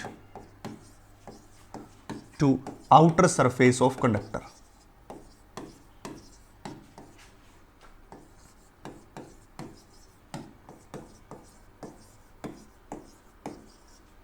conductor due to repulsion, due to repulsion, repulsion के कारण वो क्या आ जाता है, आउटर सरफेस पे आता है। ये दूसरा पॉइंट है कंडक्टर का। तो सबसे पहले हमने कंडक्टर को समझाया क्या होता है, फिर उसके एक एक पॉइंट का मैं डिस्कशन करके आपको बता रहा हूं कि कंडक्टर में क्या क्या बातें आपके लिए इंपॉर्टेंट है। अब बात करते हैं तीसरे पॉइंट पे। पहले 2 पॉइंट की बात कर चुके हैं कि उसके अंदर जो इलेक्ट्रिक फील्ड 0 होता है, क्योंकि नेट इलेक्ट्रिक फील्ड जो बाहर का और अंदर का इक्वल होकर 0 कर देता है। दूसरे पॉइंट में बताया अगर चार्ज दोगे तो रिपल्सन के कारण आउटर बाउंड्री पे आ गया, अंदर चार्ज 0 है। अगर अंदर चार्ज 0 है तो इसका मतलब उसके अंदर जो है इलेक्ट्रिक फील्ड भी क्या होगा, 0 होगा। अब तीसरा चार्ज, ये बड़ी इंपॉर्टेंट पॉइंट है भाई, तीसरा याद रखना। मान लिया जाए ये कंडक्टर है, अगर मैं इस कंडक्टर के ऊपर एक छोटा सा पिलर बना दूं इस तरह का, सीट की तरह, जैसे आपने एक सीट देखी हो ऐसे एक सीट कट कर लो, ये जो आपके सामने दिखाई दे रही है ये सीट। अब इस सीट के, क्योंकि चार्ज जो इनसाइड होता है वो किसके बराबर होता है, 0 के बराबर, ये आपको भी पता है। अंदर चार्ज जीरो होता है। तो इस सीट के दो सरफेस है, एक तो ये बाहर वाला सरफेस, एक अंदर वाला सरफेस है। अगर बाहर वाले सरफेस की बात करोगे तो वहां चार्ज जीरो नहीं है, क्योंकि बाहर वाले सरफेस पे तो चार्ज फैला हुआ है, आपको भी पता है बाहर वाले सरफेस के ऊपर क्या हुआ है, चार्ज फैला हुआ है। पर जो अंदर वाला सरफेस है, उस अंदर वाले सरफेस के ऊपर तो चार्ज जीरो है, और चार्ज जीरो है तो electric field at 2 is equal to में zero, because charge inside is equal to zero. उसके चार्ज इनसाइड क्या है, जीरो के बराबर है, इसलिए अंडर इलेक्ट्रिक फील्ड क्या है, जीरो के बराबर है। पर इस बाहर के, अब मैं आपको बता दूं, ये ध्यान से आप समझ लीजिए, आपको गॉसिज लॉ की एक एप्लीकेशन करवाई थी एक सीट के कारण, याद होगा, ये सीट रही, और इस सीट के कारण मैंने कुछ इस तरह का सरफेस बनाया था। कहता है इसके दो सरफेस हैं, एक तो ये वाला सरफेस, एक ये वाला सरफेस है। इसी प्रकार मैंने यहां पे बनाया, सेम बात है, अलग बात नहीं है। मैंने एक इसका छोटा सा टुकड़ा लिया, और पहले ही बताया जब एक छोटा सा टुकड़ा किसी कंडक्टर का लेते हो तो वो बिल्कुल स्ट्रेट की तरह बिहेव करता है। मैं आपको सारी बातों को कनेक्ट करके सिखा रहा हूं, इस बात में बहुत प्रॉब्लम आती है बच्चों को, और जिसके कारण वो बार बार इस चीजों को छोड़ते हैं। पर मैं अब आपको छोड़ना नहीं पड़ेगा, अब आपकी सोल्यूशन आ गई, आपके साथ कोई बहाना नहीं चलेगा कि जी हमें समझ नहीं आ रहा। ये सीट, ये एप्लीकेशन मैं करवा चुका हूं, इसके भी दो सरफेस माने थे, पहला सरफेस, दूसरा सरफेस। अब मैंने क्या किया, इसी को मैं यहां रख रहा हूं, इसके अंदर दूसरा, इसके बाहर पहला। अब अंदर अभी भी कहा कि चार्ज इनसाइड होता नहीं है, इसलिए अंदर चार्ज जीरो, मतलब इलेक्ट्रिक फील्ड भी क्या होगा, जीरो। कहां पे, दूसरे सरफेस पे। अब इसके कारण जो इलेक्ट्रिक फील्ड आएगा वो किसके बराबर आएगा, पहले के कारण। इस पहले के कारण इलेक्ट्रिक फील्ड में ई की डायरेक्शन बाहर, आपको बताया गया था, और एन की डायरेक्शन भी बाहर, इसलिए थीटा कितना हो गया, 0 डिग्री के बराबर। अगर थीटा 0 है तो आप यहां पे लिख दो इलेक्ट्रिक फील्ड डॉट ds और a closed surface is equal to 1/ε0 times total charge. ठीक है, अब चार्ज की बात करो, चार्ज की बात करो तो क्या हो जाएगा, यहां पे सिग्मा इज इक्वल टू में चार्ज अपॉन में एरिया, यहां पे रखेंगे तो ई कॉमन, ds का integration as 1/ε0, sigma into a charge, sigma into a, यहां पे लिख देता हूं Q is equal to sigma into a, इस प्रकार। अब ये एरिया इसके बराबर है, वहां पे भी आपको समझाया था क्योंकि ये एरिया एक ही है इसलिए। तो इलेक्ट्रिक फील्ड कितना बन गया, that is equal to sigma by में ε0, इसके बराबर आ गया। चूंकि अब की बार दो सरफेस नहीं है, क्योंकि दूसरे सरफेस के कारण तो इलेक्ट्रिक फील्ड जीरो था, वहां जब हमने गॉसिज लॉ में एप्लीकेबल किया था तो वहां कहा था इसके दो सरफेस है, इसलिए इलेक्ट्रिक फील्ड को 2 टाइम्स कर दिया था। बट यहां पे जो दूसरा सरफेस है उसके कारण तो पहले ही इलेक्ट्रिक फील्ड जीरो बन चुका है, इसलिए उस सरफेस को कंसीडर करने की जरूरत ही नहीं है। इसलिए electric field just outside the surface कितना हो गया, that is equal to sigma by में ε0 के बराबर। ठीक है, अब इसकी डायरेक्शन कहां से मिलेगी आपको, इसकी डायरेक्शन मिलेगी यूनिट वेक्टर से, इसलिए इसकी डायरेक्शन अगर आपको लिखनी है तो आप लिख सकते हो that is sigma by ε0 into unit vector. इस प्रकार से एनसीईआरटी में छपा हुआ प्रश्न है भैया, एनसीईआरटी का छपा हुआ प्रश्न मैं आपको बता रहा हूं, एग्जैक्टली आपको एनसीईआरटी सोल्व करवाऊंगा, कंप्लीट एनसीईआरटी भी सोल्व करवाऊंगा मैं, +2 क्लास की जितने भी है कंप्लीट पीवाईक्यू भी सोल्व आपको करवाऊंगा, सब कुछ मैं आपको कराऊंगा। इसलिए जल्दी से अपनी फैमिली को बढ़ाइए ताकि हमें भी मोटिवेशन मिले। तो यूनिट वेक्टर, अगर यहां पे सिग्मा ग्रेटर देन 0 है तो इलेक्ट्रिक फील्ड किस तरफ होगा, दैट इज रेडियली आउटवर्ड। ये बात मैं पहले भी बता चुका हूं, दैट इज आउटवर्ड। ठीक है, क्योंकि पॉजिटिव पॉजिटिव के बीच रिपल्सन होगा, इसलिए बाहर की तरफ होगा। अगर यहां पे सिग्मा लेस देन 0 है तो इलेक्ट्रिक फील्ड की जो डायरेक्शन है वो रेडियली इनवर्ड हो जाएगी, यानी कि अंदर की तरफ हो जाएगी। ठीक है, तो ये डिपेंड करता है सिग्मा के ऊपर, सिग्मा पॉजिटिव है या नेगेटिव है। पॉजिटिव का मतलब पॉजिटिव चार्ज और नेगेटिव का मतलब नेगेटिव चार्ज है। अब जरा ध्यान से एक बात देखिए, ध्यान से देखिए, ये इलेक्ट्रिक फील्ड परपेंडिकुलर है सरफेस के, दिखाई दे रहा है, यानी कि इलेक्ट्रिक फील्ड क्या है, इस इलेक्ट्रिक फील्ड इस कंडक्टर की क्या है, बिल्कुल परपेंडिकुलर है। अब दो कंपोनेंट हो सकते हैं, इलेक्ट्रिक फील्ड टेंजेंशियल भी तो हो सकता है, यानी कि मैं अगर आपको आगे समझाऊं इस बात को, अगर आप इस कंडक्टर की बात करते हो तो इस कंडक्टर की ये बिल्कुल इलेक्ट्रिक फील्ड क्या है, परपेंडिकुलर है, और एक टेंजेंशियल कंपोनेंट भी तो हो सकता है इलेक्ट्रिक फील्ड का, दैट इज टेंजेंशियल कंपोनेंट। दो कंपोनेंट हो गए, जो टेंजेंशियल कंपोनेंट होगा और एक परपेंडिकुलर कंपोनेंट होगा, जरा ध्यान से देखें, इलेक्ट्रिक फील्ड इनसाइड जो है 0 है और बाहर कितनी होगी, सिग्मा बाय ε0। मैं फिर से समझा रहा हूं, अंदर जस्ट इस सरफेस के, देखो ये सरफेस बार बार ड्रॉ कर रहा हूं मैं, दूसरे पेन से मैं इसको ड्रॉ करता हूं, देखिए रेड से, जो ये अंदर आपको दिखाई दे रहा है ये वाला, रेड पेन से जो अभी ड्रॉ किया ये वाला, ये वाला, इस सरफेस के अगर आप जस्ट अंदर पॉइंट लेते हो तो इलेक्ट्रिक फील्ड कितना आता है, 0 के बराबर आता है। और इसी सरफेस के जस्ट आउटसाइड की बात करते हो तो इलेक्ट्रिक फील्ड क्या आता है, सिग्मा बाय एप्सिलॉन नॉट। इसका मतलब अगर जब परपेंडिकुलर कंपोनेंट की बात कर रहे हो तो परपेंडिकुलर कंपोनेंट 0 से सिग्मा बाय एप्सिलॉन नॉट पे जंप कर रहा है, यानी कि अंदर 0 और जस्ट उसके बाहर कितना, सिग्मा बाय एप्सिलॉन नॉट। तो ये कैसा हो गया, डिसकंटीन्यूअस हो गया। कंटीन्यूअस का मतलब होता है जिसकी वैल्यू हर जगह सेम रहे, यानी कि अंदर भी 0, बाहर भी 0, हर जगह 0, तो उसको हम क्या कहते हैं, कंटीन्यूअस कहते हैं। बट ये जो परपेंडिकुलर कंपोनेंट है वो जस्ट इनसाइड तो हो गया 0 और इससे बाहर जैसे ही करोगे तो कितना कूद गया, सिग्मा बाय एप्सिलॉन नॉट के बराबर कूद गया। इसका मतलब मैं लिखूंगा कि perpendicular component of electric field, perpendicular component of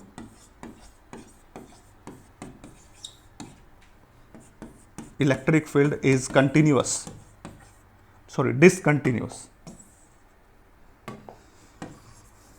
is discontinuous। ठीक है, अब इसके डिसकंटिन्यूअस होने का कारण क्या है, because electric field inside is 0 and just outside is sigma by epsilon naught। इस प्रकार, यानी कि जो अंदर इलेक्ट्रिक फील्ड 0 है वैसे ही जस्ट बाहर पॉइंट लेते हो तो वो जंप करके कहां पहुंच गया है, सिग्मा बाय एप्सिलॉन नॉट के ऊपर। इसका मतलब इलेक्ट्रिक फील्ड जंप कर रहा है कहां से कहां, यहां अंदर पॉइंट ले रहे हो तो क्या 0 और बाहर पॉइंट ले रहे हो तो कितना हो गया, सिग्मा बाय एप्सिलॉन नॉट। इसलिए पार्ट क्या हो गया, डिसकंटिन्यूअस। कौन सा, परपेंडिकुलर कंपोनेंट। अगर आप टेंजेंशियल कंपोनेंट की बात करते हो, ये वाला, तो ये टेंजेंशियल कंपोनेंट और इसका यूनिट नॉर्मल वेक्टर बाहर की तरफ इस तरह परपेंडिकुलर होता है ना। यूनिट नॉर्मल वेक्टर की प्रॉपर्टी पढ़ के आए होगे, यूनिट नॉर्मल वेक्टर हमेशा कैसा होता है, परपेंडिकुलर टू द सरफेस होता है और आउटवर्ड होता है। यह बात मैं पहले बता चुका हूं, जो बच्चा सीरीज से जुड़ा है उसको पता चलेगा, मैं फिर भी बता देता हूं। यूनिट नॉर्मल वेक्टर हमेशा किसी भी सरफेस के परपेंडिकुलर होता है। जैसे आप किसी सरफेस की बात करोगे, यह आपका एक सरफेस है, इस सरफेस के परपेंडिकुलर ऐसे होगा और बाहर की तरफ होगा, अंदर नहीं होगा, बाहर की तरफ होगा। तो ये बात मैं आपको फिर से एक्सप्लेन कर दूं कि ये बाहर की तरफ है, इसलिए n और इसके बीच हमेशा जो एंगल बनेगा वो 90 डिग्री का बनेगा। किसके बीच, टेंजेंशियल कंपोनेंट। इसलिए टेंजेंशियल कंपोनेंट इनसाइड भी इलेक्ट्रिक फील्ड 0 देगा। क्यों 0 देगा, क्योंकि एंगल 90 डिग्री का बन गया। जब एंगल 90 डिग्री का बनेगा तो आपके पास जो रिजल्ट आएगा कहां पे, गॉसिस लॉ का। यहां पे होता ना E डॉट ds, तो E ds कोस 90 और कोस 90 क्या दे देगा, 0, तो इलेक्ट्रिक फील्ड क्या हो जाएगा, 0। और E जस्ट आउटसाइड भी उसका टेंजेंशियल कंपोनेंट क्या होगा, 0। इसलिए टेंजेंशियल कंपोनेंट कैसा होता है, इसका कंटीन्यूअस होता है भाई। तो याद रखना ये बात। एनसीईआरटी में आपको ये क्वेश्चन भी मिलेगा। ये दोनों क्वेश्चंस जो है एनसीईआरटी के, ये वाला भी और इसके बाद जो नेक्स्ट वाला है ये क्वेश्चन भी, यानी कि आपसे पूछा जाएगा कि उसका जो कंपोनेंट है वो कैसे कंटीन्यूअस या डिसकंटीन्यूअस है। तो आप बताओगे कि जो परपेंडिकुलर कंपोनेंट है वो डिसकंटीन्यूअस है because just inside the conductor electric field 0, but just outside the component of perpendicular electric field is sigma by epsilon naught. इसलिए electric field jump from 0 to sigma by epsilon naught which is discontinuous, but in case of tangential it is always 0, हमेशा 0 रहता है, इसलिए वो क्या होगा, continuous component हो जाएगा टेंजेंशियल वाला। इसके बाद अगली बात, ये जो इलेक्ट्रिक फील्ड आपको दिया है यहां पे, वो कितना दिया है भाई, that is sigma divided by में एप्सिलॉन नॉट, इसके बराबर। अब ये सिग्मा बाय एप्सिलॉन नॉट के बराबर है तो आप क्या देखोगे, फोर्स जो है वो किसके बराबर होता है, चार्ज गुणा में इलेक्ट्रिक फील्ड, इसके बराबर होता है। अगर इलेक्ट्रिक फील्ड की वैल्यू यहां रख दूं तो that is Q into sigma divided by में एप्सिलॉन नॉट। जस्ट ये किया, यानी कि हमारे पास इलेक्ट्रिक फील्ड इतना है और फोर्स की वैल्यू इतना, इस इलेक्ट्रिक फील्ड की वैल्यू को उठा के जस्ट यहां पे पुट किया है तो हमारे पास फोर्स आ गया, that is Q into sigma divided by में एप्सिलॉन नॉट। आप सभी को पता है कि जो सिग्मा होता है वो किसके बराबर होता है, दैट इज चार्ज अपॉन में एरिया, जिसको क्या कहते हैं, सरफेस चार्ज डेंसिटी। अगर मैं इसकी जगह पुट करूं तो दैट इज क्यू, सिग्मा की जगह ये वैल्यू, तो that is Q divided by में एप्सिलॉन नॉट इंटू में ए, इसके बराबर आ गया। तो ये कितना बन गया, that is Q square divided by में एप्सिलॉन नॉट इंटू में ए, ये आ गया।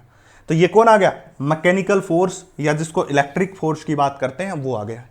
ये वैल्यू भी आपसे पूछी जाएगी, यानी कि जब किसी कंडक्टर के ऊपर इलेक्ट्रिक फील्ड है तो मतलब इलेक्ट्रिक फोर्स भी है और उस फोर्स की वैल्यू क्या है, क्यू स्क्वायर डिवाइडेड बाय में epsilon not a. Q square divided by में एप्सिलॉन नॉट ए के बराबर ये जो है फोर्स बनेगा, जिस फोर्स की आप बात कर रहे हो। ठीक है, आगे अगर हम इसकी बात करें, इसके बाद अगर हम इसकी बात करें तो आपने देखा होगा कि इस कंडक्टर के ऊपर जो फोर्स है वो आ गया क्यू स्क्वायर डिवाइडेड बाय में एप्सिलॉन नॉट इनटू में ए के बराबर। ठीक है, इस प्रकार से अब ये आपको ध्यान में रखना है कि किस चीज की बात करें। अभी मैंने कंडक्टर की बात की है, अभी हमने कंडक्टर की बात करी है, that is Q square divided by में एप्सिलॉन नॉट ए। ये फोर्स बन के आ गया किसके लिए? कंडक्टर के लिए है भैया, एक कंडक्टर जो स्फेरिकल आपको दिखा गया पीछे। बट अगर आप कहो कि ये एक सीट है पॉजिटिव चार्ज, दोनों केस अलग है, और ये सीट है दूसरी नेगेटिव चार्ज। ठीक है, और अब इसके बीच में कोई कंडक्टर रखा, इसके बीच में जो कोई कंडक्टर रखा है, और पूछ लो कि इस प्लेट ने इसके ऊपर कितना फोर्स लगाया, तो अलग केस बनेगा। मैं यह बता रहा हूं बात, वो तो केवल एक किसके लिए? कंडक्टर के लिए। जब कंडक्टर की बात करोगे तो इलेक्ट्रिक फील्ड कितना हो गया? सिग्मा बाय एप्सिलॉन नॉट, और उसको रखा यहां पे सोल्व कर लिया। बट जब आप एक प्लेट की बात करते हो और उस प्लेट ने, इस एक प्लेट ने इसके ऊपर कितना इलेक्ट्रिक फोर्स लगाया, चूंकि इलेक्ट्रिक फोर्स के लिए इलेक्ट्रिक फील्ड चाहिए जो किसके बराबर होता है? सिग्मा बाय 2 एप्सिलॉन नॉट के बराबर होता है। बस ये फर्क है और कोई फर्क नहीं है, याद रखना है। क्योंकि कंडक्टर का अभी ड्राइव किया, अंदर इलेक्ट्रिक फील्ड 0, बाहर केवल सिग्मा बाय एप्सिलॉन नॉट आता है। पर इसकी जगह अगर आप जस्ट बात करते हो इस प्लेट की, इस एक प्लेट ने इसके ऊपर कितना लगाया, तो यहां पे एक 2 वाला फैक्टर एडिशनल आ जाता है। और ये क्वेश्चन नीट में आया हुआ क्वेश्चन है बच्ची पार्टी, ये वाला क्वेश्चन नीट में पूछा गया, इसलिए यहां पे फोर्स फिर से कितना हो जाएगा? Q into E, that is Q into sigma divided by में 2 एप्सिलॉन नॉट। फिर से क्यू की वैल्यू चार्ज बाय एरिया रख दो, तो क्यू स्क्वायर डिवाइडेड बाय में 2 एप्सिलॉन नॉट ए। इसलिए ध्यान से समझ ले कि वो किसी स्फेरिकल कंडक्टर की बात कर रहा है या फिर कोई एक प्लेट के बीच में कंडक्टर रख रहा है। प्लेट के बीच में रखेगा तो 2 का फैक्टर नीचे आएगा, नहीं तो ये 2 का फैक्टर नीचे नहीं आएगा। ठीक है, इसके बाद प्रेशर किसके बराबर होता है? दैट इज फोर्स अपॉन में एरिया, इसके बराबर होता है। अगर मैं इस पूरे फंक्शन की बात करूं तो इस फोर्स को अगर मैं यहां पे प्लेस कर दूं तो आपका ये फार्मूला जो है किसका बन जाएगा? प्रेशर का बन जाएगा, दैट इज प्रेशर। जिस भी कंडक्टर की आप बात करते हो, अगर उस कंडक्टर के ऊपर फोर्स है तो उसके ऊपर एक प्रेशर भी होता है, और जिसका फार्मूला फोर्स अपॉन एरिया है। फोर्स की वैल्यू आप यहां रखिए और अपने आप आपके पास क्या आ जाएगा? प्रेशर आ जाएगा। तो यह बात याद रखना कि जिस भी कंडक्टर के ऊपर इलेक्ट्रिक फील्ड होता है उसके ऊपर इलेक्ट्रिक फोर्स होता है, और अगर वो इलेक्ट्रिक फोर्स से काम कर रहा है तो इसका मतलब उसके पास प्रेशर भी है, उसके पास प्रेशर भी काम कर रहा है। इसलिए मैं सारी बातों को एक साथ कंसीडर उठा के फेंक रहा हूं, इसके बाद आपको जरूरत ही नहीं पड़ेगी। मैं गारंटीड लेता हूं आपके सारे एनसीईआरटी, सारे पीवाईक्यू, अगर किसी ने लेक्चर को अच्छे से देखा है, पूरे लेक्चर को एनालाइज किया है, तो सारी बातें एक से बढ़ के आप सोल्व करोगे। बस प्रैक्टिस कीजिए, साथ साथ कॉपी पेन पे प्रैक्टिस होती है, साइंस की ऐसे प्रैक्टिस नहीं होती है, ये बात याद रखिए। तो चलिए अब की बार एक पार्ट और बात करते हैं इसके बाद। अभी कंडक्टर स्फेरिकल लिया, अगर मैं कंडक्टर की कुछ शेप को ऐसे बना दूं इस प्रकार से, तो आप देखिए जरा, यहां मान लिया जाए पॉजिटिव चार्ज है, इस स्थान पे भी पॉजिटिव चार्ज है, ये सेंटर। अब सेंटर से रेडियस अलग अलग है, इसकी रेडियस मान लिया r1 है और इसकी रेडियस क्या है? r2 है। ठीक है, तो यहां पे हम किसका फैक्टर लेते हैं? सिग्मा का। सिग्मा किसके बराबर होता है? चार्ज अपॉन में एरिया के बराबर। मान लीजिए यहां पे भी क्यू चार्ज है और यहां पे भी क्यू चार्ज है, चार्ज तो दोनों का सेम है, पर दोनों की सरफेस चार्ज डेंसिटी अलग अलग होगी। क्यों अलग अलग होगी? इसलिए होगी क्योंकि दोनों का एरिया अलग अलग है, that is Q divided by में 4 पाई इंटू r1 का स्क्वायर। ये सिग्मा 1 इस केस के लिए, और इसके लिए क्या होगा? Sigma 2, that is Q divided by में 4 पाई इंटू में r2 का स्क्वायर। यानी कि कहने का मतलब जहां एरिया कम वहां सरफेस चार्ज डेंसिटी भी क्या होगी? ज्यादा होगी, और जहां एरिया ज्यादा वहां सरफेस चार्ज डेंसिटी क्या होगी? कम होगी। यह बात मैं आपको समझाना चाहता हूं कि सरफेस चार्ज डेंसिटी एरिया पे डिपेंड करती है। इसलिए जहां पे सरफेस चार्ज, अब बात समझिए, जहां पे एरिया, मान लिया जाए एरिया कम हो गया, समझिए इस बात को, that is sigma is equal to में चार्ज अपॉन एरिया। मान लीजिए कि एरिया हो गया कम, तो सरफेस चार्ज डेंसिटी क्या होगी? ज्यादा। अगर सरफेस चार्ज डेंसिटी ज्यादा हो गई है तो ये आसानी से चार्ज को छोड़ देगी और आसानी से चार्ज को ले लेगी। समझना इस बात को फिर से मैं बता रहा हूं, जिस भी कंडक्टर के जिस पॉइंट की सरफेस चार्ज डेंसिटी ज्यादा होती है वो आसानी से चार्ज को दे देती है और आसानी से चार्ज को ले लेती है। इसी फिनोमिना को कोरोना डिस्चार्ज कहते हैं, जो 1D ग्राफ्ट जनरेटर में काम आता है। इसी को हम क्या कहते हैं? कोरोना डिस्चार्ज कहते हैं, जो किस में काम आता है? 1D ग्राफ्ट जनरेटर में काम आता है। ठीक है, जो अब आपके सिलेबस में नहीं है, पहले होता था कभी, अब सिलेबस से आउट ऑफ कर दिया है 1D ग्राफ्ट जनरेटर को। ठीक है, तो जहां पे सिग्मा की वैल्यू ज्यादा है, इसका मतलब वो सरफेस आसानी से चार्ज को दे देगा और आसानी से चार्ज को ले लेगा। इसलिए जहां एरिया कम होता है वहां पे क्या होगा, सिग्मा ज्यादा होगा। इसलिए वान डी ग्राफ्ट का प्रिंसिपल जो काम करता था वो इसी बेस पे काम करता था, 2 पॉइंट में उसके अंदर बिल्कुल कोम्ब, जो आपने अपना कंघा देखा ना, इतने पॉइंटेड एंड बनाए जाते थे ताकि इसके एरिया को बहुत ही कम कर दिया जाए, ताकि सिग्मा ज्यादा बढ़ा दिया जाए, आसानी से चार्ज की लेन देन हो सके। इसलिए उसके अंदर कोम्ब अरेंजमेंट का यूज किया जाता था, जहां पे बिल्कुल स्मॉल एरिया यूज किया जाता था। इसलिए तो ये पॉइंट भी इसी का है। इसलिए कंडक्टर और इंसुलेटर में जो भी पॉइंट थे मैंने सारे एक एक करके कवर करी हैं आपके सामने। कोई भी ऐसा पॉइंट आपके सामने नहीं छोड़ा जो आपको प्रॉब्लम क्रिएट करे। ठीक है भाई, तो चलिए अब नेक्स्ट बात करते हैं, दैट इज डाइलेक्ट्रिक्स। डाइलेक्ट्रिक्स क्या होती है, और इसके साथ साथ आपकी बात करेंगे electric polarisation. What is dielectrics and electric polarisation, इन दोनों की बात करनी है हमें कि डाइलेक्ट्रिक्स क्या होता है और इलेक्ट्रिक पोलराइजेशन क्या होता है। देखिए, जब भी आप डाइलेक्ट्रिक्स की बात करते हो तो डाइलेक्ट्रिक्स एक इंसुलेटर ही होता है। अब कोई भी इंसुलेटर कौन होता है, इंसुलेटर वो होता है जिसका पॉजिटिव चार्ज और इलेक्ट्रॉन के बीच जो बॉन्ड है अट्रैक्टिव, वो बहुत ही स्ट्रांग हो। अभी अभी मैं समझा के आ चुका हूं आपको कि जब पॉजिटिव चार्ज सेंटर इलेक्ट्रॉन को बहुत तगड़े तरीके को पकड़ के रखता है तो उस समय उसमें इलेक्ट्रॉन्स फ्री नहीं होते। अगर इलेक्ट्रॉन्स फ्री नहीं है तो इसका मतलब वो क्या बन गया, इंसुलेटर बन गया। तो डाइलेक्ट्रिक्स भी क्या होते हैं, इंसुलेटर होते हैं। तो हम क्या कहेंगे, डाइलेक्ट्रिक्स जो है वो इंसुलेटर है, पर उसके बावजूद भी ये इलेक्ट्रिक अफेक्ट को ट्रांसमिट कर पाते, क्या कर देते हैं, इलेक्ट्रिक अफेक्ट को। तो हम क्या कहेंगे, these are insulator,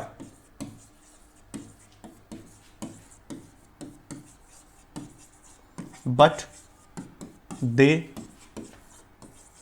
can transmit electric effect. Transmit electric effect, ये किसको ट्रांसमिट करते हैं, इलेक्ट्रिक अफेक्ट को। अगर ये इलेक्ट्रिक अफेक्ट को उसके बाद भी ट्रांसमिट करते हैं तो इसलिए इनका नाम क्या हो गया है, डाइलेक्ट्रिक्स हो गया है। इसकी बहुत सारी कहानी पढ़ेंगे अगले लेक्चर में, अभी तो इसकी बेसिक बातें हमें पढ़नी है। तो मैंने क्या बताया कि जो इंसुलेटर होते हैं वो इंसुलेटर की तरह बिहेव करते हैं, कौन, डाइलेक्ट्रिक्स, पर उसके बावजूद भी ये एक पॉइंट से दूसरे पॉइंट तक इलेक्ट्रिक अफेक्ट को ट्रांसमिट कर देते हैं। इलेक्ट्रिक जो फील्ड का अफेक्ट है उसको ट्रांसमिट करने में सक्षम है, और उसी को हम क्या कहते हैं, डाइलेक्ट्रिक्स कहते हैं। इसलिए तो डाइलेक्ट्रिक्स वैसे अगर आप बात करोगे तो इंसुलेटर ही होते हैं और कुछ नहीं होता, पर उसके बावजूद भी जब भी इसके ऊपर इलेक्ट्रिक फील्ड आता है तो वो आसानी से एक पॉइंट से दूसरे पॉइंट तक उसको ट्रांसफर कर पाते हैं। इसलिए इसको 2 भागों में डिवाइड कर दिया गया। एक तो डिवाइड कर दिया गया पोलर में, और दूसरा जो है इसके बीच बना दिया गया, एक तो होती है पोलर डाइलेक्ट्रिक्स और एक होती है नॉन पोलर डाइलेक्ट्रिक्स।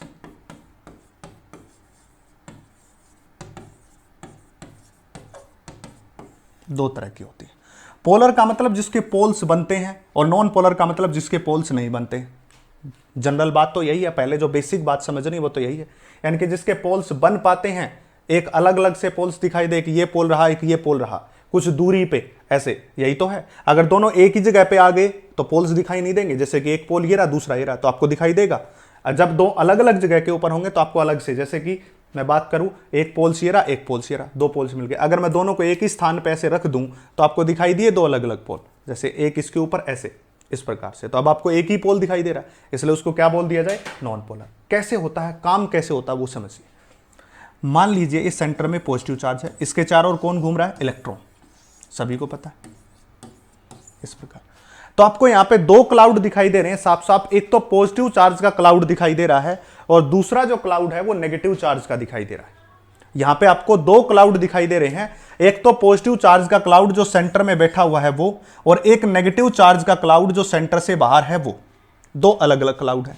अगर इन दोनों क्लाउड का खुद का सेंटर ऑफ मास होगा, एक तो पॉजिटिव चार्ज क्लाउड का और एक इलेक्ट्रॉन का, और आपको पता होना चाहिए कि इलेक्ट्रॉन मॉडर्न क्वांटम थ्योरी के अकॉर्डिंग 3 डायमेंशन में घूमते हैं, इसलिए उसका क्लाउड बन सकता है, 2 डायमेंशन नहीं होता। ऑर्बिट के कंसेप्ट को ऑर्बिटल से चेंज कर दिया, केमिस्ट्री में पढ़ के आते हो।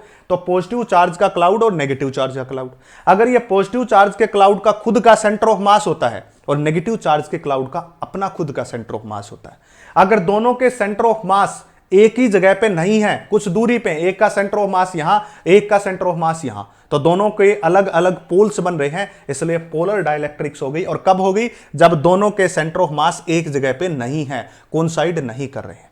अगर दोनों के सेंटर ऑफ मास को इंसाइड कर गए, पहले का दूसरे का, तो पॉजिटिव वाला नेगेटिव को कैंसिल आउट कर देगा, तो क्या बनेगा? नॉन पोलर बनेगा। तो इसलिए अगर हम बात करते हैं पोलर की, तो हम लिखेंगे when centre of mass of positive charge does not coincide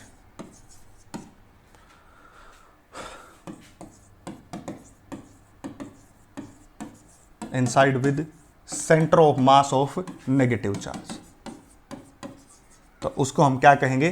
polar कहेंगे। एग्जाम्पल के तौर पे वाटर, कैसे? वाटर की वी शेप होती है ऑक्सीजन सेंटर में, यहां हाइड्रोजन, यहां हाइड्रोजन, ये क्या है? नेगेटिव, ये पॉजिटिव, ये भी पॉजिटिव। आपको पता है ऑक्सीजन एक इलेक्ट्रोनेगेटिव एटम है, इसलिए खुद के ऊपर नेगेटिव चार्ज होता है, और ये पॉजिटिव, ये पॉजिटिव। ठीक है, अब आप एक बात समझिए, मैंने डाइपोल बताया था, और डाइपोल में डायरेक्शन जो होती है माइनस से प्लस होती है। देखिए माइनस से प्लस, एक डाइपोल ये बन गया, एक डाइपोल ये बन गया। इसका मतलब जो पोलर मॉलिक्यूल्स होते हैं उनका centre of mass positive charge का और नेगेटिव चार्ज का अलग है। इसका पॉजिटिव चार्ज का सेंटर ऑफ मास यहां, नेगेटिव का यहां, पॉजिटिव का यहां, नेगेटिव का यहां। इसके साथ साथ अगर नेगेटिव और पॉजिटिव सेपरेट हो गए तो इनके खुद के पास कोई ना कोई क्या होता है? डाइपोल मूवमेंट होता है। इसका मतलब क्या आप कहेंगे? ईच मॉलिक्यूल, प्रत्येक मॉलिक्यूल की बात करें, मैं सभी की एक साथ बात नहीं कर रहा। मान लीजिए मैंने एक कप ऑफ वाटर लिया, कप ऑफ वाटर में तो हजारों मॉलिक्यूल्स हैं वाटर के, समझिए जरा ध्यान से। अगर मैं एक कप ऑफ वाटर लेता हूं तो उस कप ऑफ वाटर के अंदर हजारों मॉलिक्यूल्स है, किसके? वाटर के। उनमें से मैंने एक मॉलिक्यूल को उठाया, वाटर का, ये रहा। तो each molecules have permanent dipole movement, permanent dipole moment. ये बात याद रख लेना भाई, नीट में आई हुई बात है, ये नीट में पूछा गया क्वेश्चन है कि जो पोलर मॉलिक्यूल्स होते हैं उसके प्रत्येक मॉलिक्यूल्स के पास क्या परमानेंट डाइपोल मोमेंट होता है? जी हां, बिल्कुल आपके सामने प्रूव किया है कि एक मॉलिक्यूल की बात कर रहे हैं, पर हमारे पास तो हजारों मॉलिक्यूल्स हैं वाटर में। जब हजारों मॉलिक्यूल्स हैं तो दूसरा जो मॉलिक्यूल है, मान लिया इसका डाइपोल मोमेंट इस तरफ है, इसके कोरस्पॉन्डिंग जो दूसरा मॉलिक्यूल होगा उसका डाइपोल मोमेंट इस तरफ हो सकता है, और इसके कोरस्पॉन्डिंग दूसरा होगा, उसका डाइपोल मोमेंट ऊपर हो सकता है। क्योंकि एक जो डाइपोल मोमेंट की डायरेक्शन है उससे उल्टी डायरेक्शन किसी दूसरे मॉलिक्यूल की भी तो हो सकती है, क्योंकि लाखों मॉलिक्यूल है ना। बात को समझिए, मैं एक बार फिर से इसको एक्सप्लेन करना चाहता हूं। मान लीजिए ये पॉजिटिव है, ये नेगेटिव है, इसके कोरस्पॉन्डिंग एक पी की डायरेक्शन होगी, किसकी? Dipole moment. यही तो लिखा है, परमानेंट डाइपोल मूवमेंट। याद रखना, डाइपोल मूवमेंट तक पहुंच चुके हैं, परमानेंट डाइपोल मूवमेंट। अब क्या होगा? नेगेटिव से पॉजिटिव है। अब ये तो एक मॉलिक्यूल की कहानी है, अब उस वाटर के कप के अंदर हजारों मॉलिक्यूल है, इसके कोरस्पॉन्डिंग एक मॉलिक्यूल ऐसा भी तो हो सकता है जिसके डाइपोल की डायरेक्शन ये हो, तो ये वाला इस वाले को कैंसिल आउट कर देगा। इसी प्रकार किसी का डाइपोल मोमेंट इस डायरेक्शन में है, पर इसके कोरस्पॉन्डिंग लाखों में से, करोड़ों में से एक मॉलिक्यूल तो ऐसा मिल जाएगा जिसका डाइपोल मोमेंट क्या होगा? इस तरफ होगा, यानी कि ये वाला इस वाले को कैंसिल आउट कर देगा। ये सारी पोलर की कहानी मैं आपको बता रहा हूं। सबसे पहले मैंने क्या बताया कि जो पोलर मॉलिक्यूल्स होते हैं उनके सेंटर ऑफ मास पॉजिटिव और नेगेटिव चार्ज के कोइंसाइड नहीं करते, अलग अलग जगह पे होते हैं, एक का यहां, एक का यहां, इसलिए पोलर हो गए। जब पोलर मॉलिक्यूल होते हैं उनके पास खुद का, प्रत्येक मॉलिक्यूल के पास, ईच मॉलिक्यूल की बात कर रहा हूं मैं, ईच मॉलिक्यूल, मैंने सभी मॉलिक्यूल्स की बात नहीं की, प्रत्येक मॉलिक्यूल के पास आपका खुद का डाइपोल मोमेंट होता है। यह बात पूछी गई है, याद रखना, पजल करेगा वो आपको या गलती करवा सकता है। ईच मॉलिक्यूल, प्रत्येक मॉलिक्यूल के पास है। अगर मैं सभी मॉलिक्यूल को एक साथ ले लूं, अब मैंने सभी मॉलिक्यूल को क्या ले लिया? एक साथ ले लिया, तो तब अगर एक मॉलिक्यूल का डाइपोल मोमेंट इस तरफ है तो उसी टाइम कोरस्पॉन्डिंग दूसरे मॉलिक्यूल का डाइपोल इस डायरेक्शन में मिल सकता है, क्योंकि हजारों हैं, करोड़ों हैं, लाखों हैं और अपनी अपनी मस्ती में चल रहे हैं, क्योंकि बाहर से कोई उसको एक तरफ करने वाला तो नहीं है, सभी तो अपनी मर्जी से एक डायरेक्शन में चल रहे हैं। कोई किसी तरफ चल रहा, कोई किसी तरफ चल रहा, कौन रोकने वाला? कोई रोकने वाला नहीं, इसलिए ऐसा हो गया। पर जैसे ही मैं इस पोलर मॉलिक्यूल के ऊपर, मान लिया कोई इस तरफ, कोई इस तरफ है, ये पूरा एक जो है हमारे पास एक मैटर है, हमारे पास एक सब्सटेंस है। इस सब्सटेंस में किसी का डाइपोल मोमेंट इस तरफ है, किसी का डाइपोल मोमेंट इस तरफ है, किसी का इस तरफ है, किसी का इस तरफ है, किसी का इस तरफ है, किसी का इस तरफ, ऐसे, और प्रत्येक के उल्टा कोई ना कोई है, क्योंकि लाखों मॉलिक्यूल, करोड़ों मॉलिक्यूल, उसमें एक का जो डाइपोल मोमेंट है उसी के बराबर दूसरे का dipole moment but opposite direction में मिल सकता है। इसलिए सारे एक दूसरे को कैंसिल आउट कर देते हैं और नेट डाइपोल मूवमेंट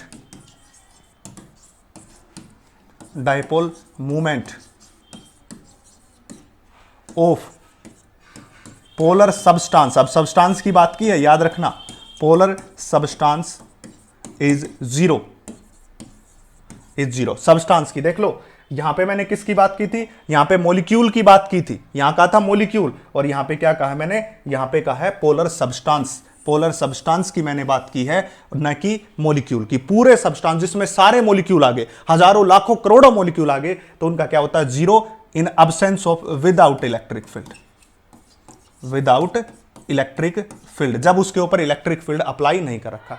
पूछी गई बात, यह क्वेश्चन भी पूछा जाता है। अब मैंने क्या किया, बाहर से इलेक्ट्रिक फील्ड इसको दे दिया E।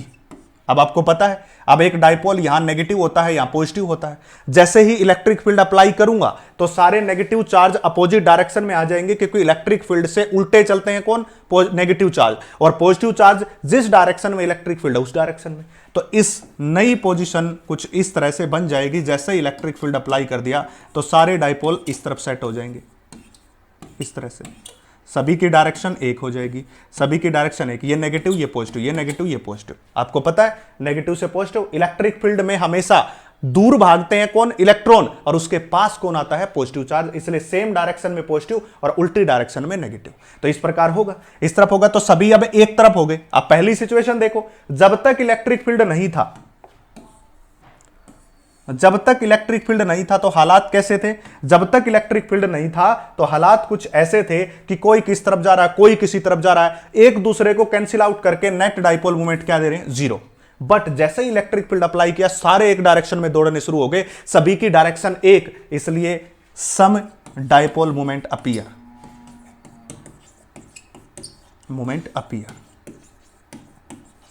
ठीक है।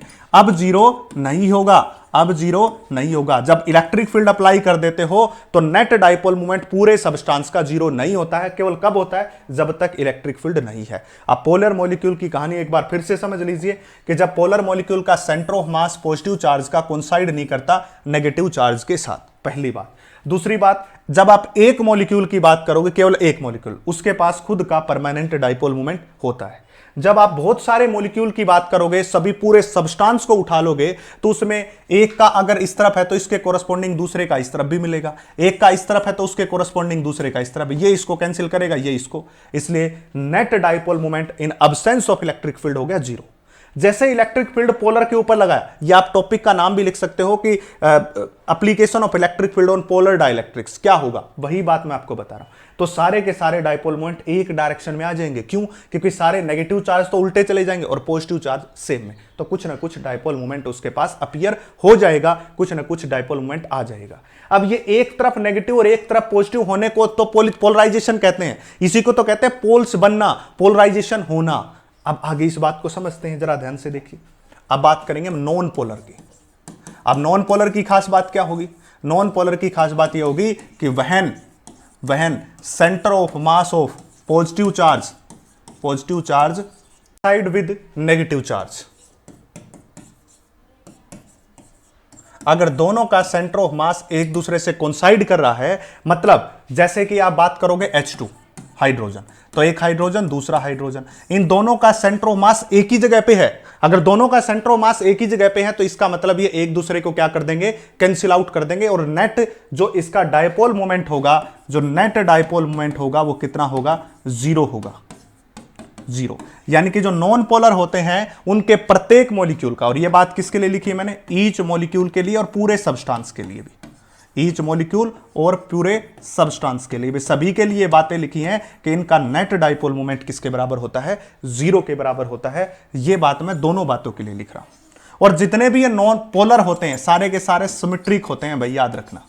ये सिमेट्रिक होने के कारण ही ये कैसे होते हैं, नॉन पोलर। क्यों, क्योंकि एक पॉइंट पे जहां इसका पॉजिटिव चार्ज का सेंटर ऑफ मास है, उसके दूसरे पॉइंट के बिल्कुल ऊपर ही उसके नेगेटिव चार्ज का सेंटर ऑफ मास है। जैसे कि एक हाइड्रोजन यहां और दूसरा हाइड्रोजन इस टिप पे है, इस प्रकार से एक हाइड्रोजन इस नीचे और एक हाइड्रोजन टिप पे है, तो दोनों के सेंटर ऑफ मास एक ही एक्सिस के अबाउट है, इसलिए नेट डाइपोल मोमेंट क्या हो जाएगा, जीरो के बराबर हो जाएगा। अब जो हमने इससे पहले बात की थी, जो हम पोलर की बात करते थे, तो एक का एक्सिस यहां पे है और दूसरे का एक्सिस यहां पे है। एक का एक्सिस यहां पे है इस पॉइंट पे और एक का एक्सिस यहां, इसलिए इनके बीच है।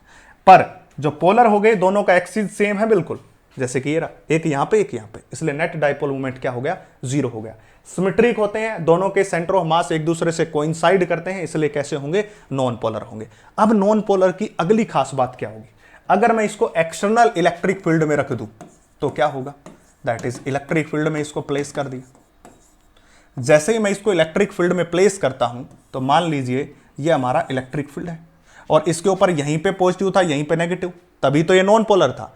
तो इलेक्ट्रिक फील्ड की प्रेजेंस में आपको पता है कि पॉजिटिव चार्ज सेम डायरेक्शन में दौड़ेगा और नेगेटिव चार्ज उल्टी डायरेक्शन में, तो यहां नेगेटिव चार्ज बन जाएगा, यहां पॉजिटिव, इनके बीच फिर से कोई डायरेक्शन बन गई और कोई ना कोई डाइपोल मोमेंट आ गया है। इसका मतलब इलेक्ट्रिक फील्ड की प्रेजेंस में नॉन पोलर किस में कन्वर्ट हो जाता है भाई, पोलर में, और इसी को क्या कहते हैं, पोलराइजेशन कहते हैं। To convert the non polar dielectrics into polar dielectrics in the presence of electric field is called polarisation.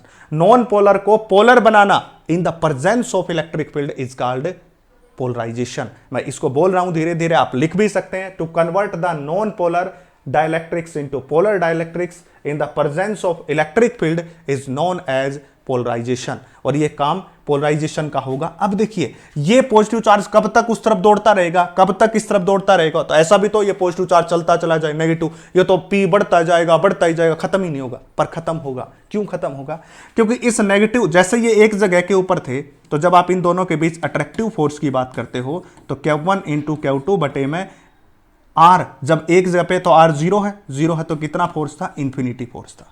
मतलब इलेक्ट्रोस्टैटिक जो अट्रैक्टिव फोर्स था वो इंफिनिटी था, पर इलेक्ट्रिक फील्ड लगा के दोनों को उल्टी डायरेक्शन में लेके जा रहे, उल्टी डायरेक्शन में लेके जा रहे, तो इनके बीच एक तो कौन सा फोर्स लगा, इस इलेक्ट्रिक फील्ड के कारण, और एक फोर्स कौन सा हो गया, इस अट्रैक्टिव फोर्स के कारण। जब ये दोनों फोर्स एक दूसरे को बैलेंस कर लेंगे तो वहीं क्या हो जाएगा, ये स्टॉप हो जाएगा। तो क्या कहेंगे, when attractive force is equal to में electrostatic force, attractive force electrostatic force के बराबर हो जाएगा, तो इसकी सिचुएशन हो जाएगी इक्विलिब्रियम की, और वहीं पे क्या हो जाएंगे, स्टॉप हो जाएंगे। यानी कि कहने का मतलब जब इन दोनों के बीच का जो अट्रैक्टिव फोर्स है वो फोर्स इस इलेक्ट्रिक फील्ड के द्वारा लगाए गए फोर्स के बराबर हो जाएगा, तो वहीं पे ये पॉजिटिव चार्ज और नेगेटिव चार्ज ठहर जाएगा, और वो कंडीशन किसकी आ जाएगी, इक्विलिब्रियम की कंडीशन आ जाएगी, और उस केस में ये क्या हो जाएगा, पोलराइज हो जाएगा भाई, पूरा कैसा हो जाएगा, पोलराइज। इसी प्रोसेस को हम क्या कहते हैं, पोलराइजेशन का प्रोसेस भी कहते हैं। और कोई ना कोई डाइपोल मोमेंट इसके पास एग्जिस्ट करेगा, कोई ना कोई डाइपोल मोमेंट आएगा। पहले तो क्या था, 0 था, पहले डाइपोल मोमेंट 0 था प्रत्येक मॉलिक्यूल का और पूरे सब्सटेंस का, बाद में कोई ना कोई डाइपोल मोमेंट इसके पास आ जाएगा। अब हम बात करेंगे इस प्रोसेस की जिसको आप कहते हो इलेक्ट्रिक पोलराइजेशन। इस प्रोसेस की बात करनी है हमें, इलेक्ट्रिक। अब मान लीजिए आपके पास एक पॉजिटिव चार्ज है इस प्लेट के ऊपर, ठीक है, इस प्लेट पे कैसा है, नेगेटिव चार्ज है, और इसके अंदर हमने कोई ना कोई डाइलेक्ट्रिक्स या कंडक्टर को पुट कर दिया। जब कोई ना कोई कंडक्टर या डाइलेक्ट्रिक्स पुट करोगे तो इस पॉजिटिव के कारण यहां नेगेटिव चार्ज आएगा, हमने डाइलेक्ट्रिक्स रख दी कंडक्टर में, इसके कारण यहां पॉजिटिव चार्ज आएगा। तो एक नया इलेक्ट्रिक फील्ड सेटअप हो गया, जिस इलेक्ट्रिक फील्ड को हम क्या कहेंगे, EP, यानी कि पोलराइजेशन के कारण, जो पोलराइजेशन के कारण इलेक्ट्रिक फील्ड है। पोलराइज क्यों हुआ, क्योंकि पॉजिटिव के कारण यहां एक पोल्स बन गया, इस नेगेटिव के कारण एक पोल यहां बन गया। पहले तो इसके पास कोई पोल्स नहीं थे ना, ये डाइलेक्ट्रिक्स थी पर नॉन पोलर थी, पर जैसे ही इलेक्ट्रिक फील्ड में रखा तो एक नेगेटिव एक पॉजिटिव, अभी अभी समझाया, और एक इलेक्ट्रिक फील्ड, सॉरी यहां तो उल्टा बना दिया हमने, यहां जो इलेक्ट्रिक फील्ड बनेगा वो नेगेटिव से पॉजिटिव और इस डायरेक्शन में बनेगा, जिसको कहेंगे EP, और यहां इलेक्ट्रिक फील्ड नेगेटिव से पॉजिटिव इस डायरेक्शन में बनेगा, जिसको हम क्या कहते हैं, E0 कहते हैं। अगर हम नेट इलेक्ट्रिक फील्ड निकाले तो वो किसके बराबर होगा, that is E0 minus EP, इसके बराबर होगा। यानी कि E0 किसका, बाहर का इलेक्ट्रिक फील्ड, और EP किसका, अंदर का इलेक्ट्रिक फील्ड कहते हैं। अब एक बात सोचिए जरा ध्यान से, जब हम इस इक्वेशन को, मैं इक्वेशन नंबर 1 नाम देता हूं, जैसे ही हम किसी डाइलेक्ट्रिक्स को, और कौन सी डाइलेक्ट्रिक्स को, नॉन पोलर को इलेक्ट्रिक फील्ड में रखते हैं तो उसके पास क्या बन जाता है, वो पोलर बन जाती है, एंड उसके पास डाइपोल मोमेंट आ जाता है। तो यहां पे हम क्या लिखेंगे, when we place non polar dielectrics in electric field, it become polar, क्या हो जाती है, पोलर हो जाती है। और इसका जो डायपोल मोमेंट बनेगा, क्योंकि पोलर आई है तो कोई ना कोई डायपोल मोमेंट भी होगा, और उसी डायपोल मोमेंट को हम क्या लिखते हैं, पी से। और इस डायपोल मोमेंट की जो वैल्यू होगी वो होगी अल्फा एप्सिलॉन नॉट इंटू में ई नॉट, याद रखना। अल्फा यहां पे है पोलराइजेबिलिटी, जिसको एटॉमिक पोलराइजेबिलिटी कहते हैं भाई, ठीक है, एटॉमिक पोलराइजे। और दूसरा नाम क्या होता है, मोलिक्यूलर पोलराइजेबिलिटी, मोलिक्यूलर पोलराइजेबिलिटी या फिर एटॉमिक पोलराइजेबिलिटी। बात को समझिए दोबारा से जरा। जैसे ही किसी डाइलेक्ट्रिक्स को इलेक्ट्रिक फील्ड में रखेंगे तो उसके पास नेट डाइपोल मोमेंट आएगा। क्यों आएगा, क्योंकि इलेक्ट्रिक फील्ड की उल्टी डायरेक्शन में तो नेगेटिव चार्ज दौड़ेगा और सेम डायरेक्शन में पॉजिटिव चार्ज दौड़ेगा। यह बात आपको अभी अभी समझाई थी कि यह किस में कन्वर्ट हो जाती है, पोलर में। इस तरह से अगर पोलर में कन्वर्ट हो गई है तो कोई ना कोई डाइपोल मोमेंट भी होगा, और उस डाइपोल मोमेंट की वैल्यू हो जाएगी alpha epsilon not into E not. E not is the electric field and alpha is the atomic polarisability. और इस एप्सिलॉन नॉट फैक्टर का यहां कोई काम नहीं है, ये केवल वॉल्यूम के पैरामीटर देने के लिए आया है। इस डाइपोल मोमेंट को वॉल्यूम का पैरामीटर दे सके, इस अल्फा को वॉल्यूम के पैरामीटर दे सके, इसके लिए इसको लगाया है। अगर आप इस अल्फा की यूनिट निकालोगे तो इसके जो पैरामीटर होंगे वो वॉल्यूम के पैरामीटर होंगे। ये ध्यान से देखना पड़ेगा भाई, वॉल्यूम के पैरामीटर होंगे इतना। अब ये पर मीटर क्यूब या मीटर क्यूब वो चेक करना पड़ेगा, वो आप निकाल सकते हो। पी की यूनिट रखो, इलेक्ट्रिक फील्ड की रखो, एप्सिलॉन नॉट की रखो। एप्सिलॉन नॉट कौन है, परमिटिविटी ऑफ स्पेस। आप रख लीजिए, मैं निकालूंगा तो टाइम जाएगा। अल्फा निकाल लीजिए यहां से, अल्फा इज इक्वल टू मैं पी डिवाइडेड बाय मैं epsilon not into E not. इसकी यूनिट हो जाएगी कुलाम्ब मीटर। इलेक्ट्रिक फील्ड की यूनिट यहां रख लीजिए, न्यूटन पर कुलाम्ब, और एप्सिलॉन नॉट की यूनिट भी यहां रख लीजिए। अल्फा की निकाल लीजिए, आपके पास आ जाएगा उत्तर जो भी आएगा। ये कहते हैं मॉलिक्यूलर और एटॉमिक पोलराइजेबिलिटी, ठीक है, इस प्रकार। अब हम क्या करेंगे कि जो प्रत्येक डाइपोल है उसका मोमेंट कितना है, तो हम यहां लिखेंगे कि dipole moment of each molecule that is capital P से लिखा, इज इक्वल टू किसके बराबर होगा, दैट इज चार्ज गुणा में डिस्टेंस बिटवीन देम, यही तो होगा। ये फैक्टर तो क्या आया है, डायपोल मोमेंट आया है। कब, जब उसको डाइलेक्ट्रिक्स को इलेक्ट्रिक फील्ड में रख दिया। पूरे की बात कर रहा है, ये पूरे के पूरा जो हमने इलेक्ट्रिक फील्ड में रखा ई नॉट में, तो उसके पास पूरा जो डायपोल मोमेंट आया है वो ये आया। अब हमने यहां पे क्या किया, हम यहां पे एक मॉलिक्यूल की बात करें, केवल एक की, तो उसके पास चार्ज और गुणा में डिस्टेंस, यही तो डायपोल मोमेंट होता है। अब यहां पे हम इंट्रोड्यूस कर रहे हैं number density that is number of electrons. पता होगी ये बात, नहीं पता तो गांठ बांध ले, इसको याद रख ले। नंबर ऑफ इलेक्ट्रॉन्स बाय में वॉल्यूम, उसको हम क्या कहते हैं, नंबर डेंसिटी कहते हैं। लिख देता हूं, इसको याद रख लें भाई, नंबर डेंसिटी कहते हैं। नंबर डेंसिटी क्या होती है, नंबर डेंसिटी होती है number of electrons per unit volume. Number density किसको बोलते हैं, number of electrons per unit volume को हम क्या बोलते हैं, नंबर डेंसिटी बोलते हैं। That is number density is equal to number of electrons divided by में वॉल्यूम। मैं फिर से बता रहा हूं, जब आप एक मॉलिक्यूल को ध्यान से देखोगे, इससे पहले जो आया है ये तो पूरे मॉलिक्यूल्स का डायपोल मोमेंट था, जितने भी थे सब्सटेंस का।